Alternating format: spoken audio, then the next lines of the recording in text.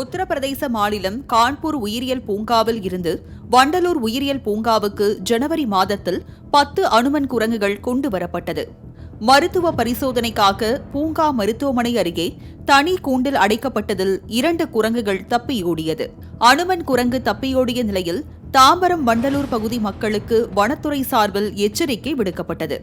வீட்டில் அவரவர் குழந்தைகளை பாதுகாப்பாக வைத்துக் கொள்ளுமாறும், குரங்குகள் திரிவதை கண்டால் உடனடியாக தகவல் தெரிவிக்குமாறும் கூறப்பட்டது.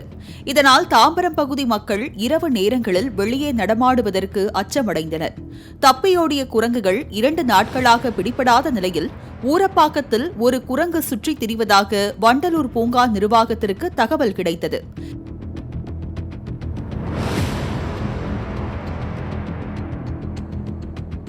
இதைத் தொடர்ந்து பூங்கா ஊழியர்கள் மயக்க ஊசி, வலை போன்றவற்றுடன் குரங்குகளை பிடிப்பதற்கு விரைந்தனர்.